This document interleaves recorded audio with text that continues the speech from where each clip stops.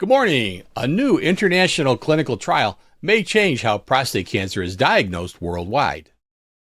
Published this week in JAMA, the PRIME trial shows that biparametric MRI performs just as well as multiparametric MRI in detecting clinically significant prostate cancer.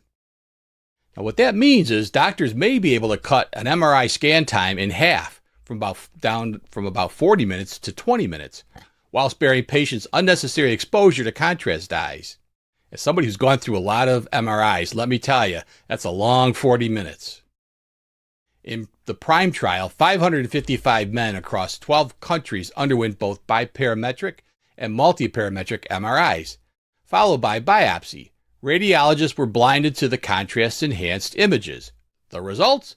Biparametric MRI detected prostate cancer at nearly the same rate as multiparametric MRI, 29.2% versus 29.6%. Even more clinically insignificant cancers, even for clinically insignificant cancers, the results were nearly identical, 9.2 versus 9.6%. And scan quality, a remarkable 99%. So what's the difference between the two approaches? Well, multiparametric MRI includes an extra sequence that requires gadolinium contrast. While it can occasionally pick up new suspicious areas in about 6% of patients, those additional findings rarely change the overall cancer diagnosis. In fact, more than 93% of those extra spots turn out to be clinically significant. Now, gadolinium is safer than contrast that they typically use for CAT scans, which can be hard on the kidneys, but there's a lot of studies about the buildup of gadolinium possibly in your brain and things, so I'm all for not taking that. The numbers tell the story. Sensitivity, 98% for biparametric, 99.3% for multiparametric. Specificity, wow, rough word, roughly 61% for both.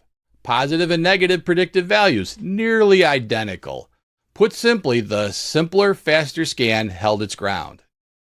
The benefits of biparametric MRI are clear.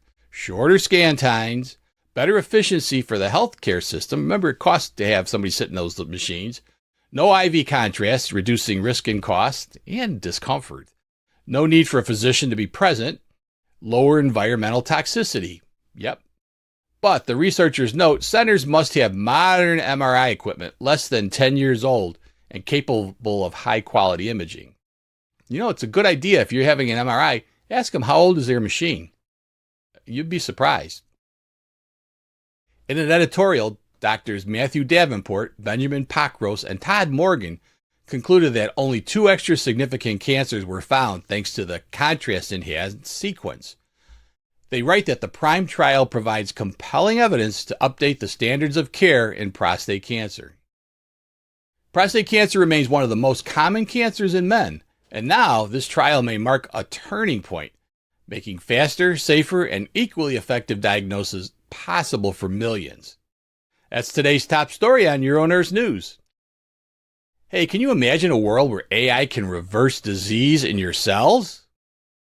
Well, it's here. Tomorrow on UroNurse News, we dive into PD Grapher, Harvard Medical School's groundbreaking tool that could change how we discover and design treatments for cancer, Parkinson's, Alzheimer's, and more. Don't miss it. Hey, this Saturday at 10:30 a.m. on UroPatient, we're tackling a topic that affects men's urinary health worldwide, urethral stricture.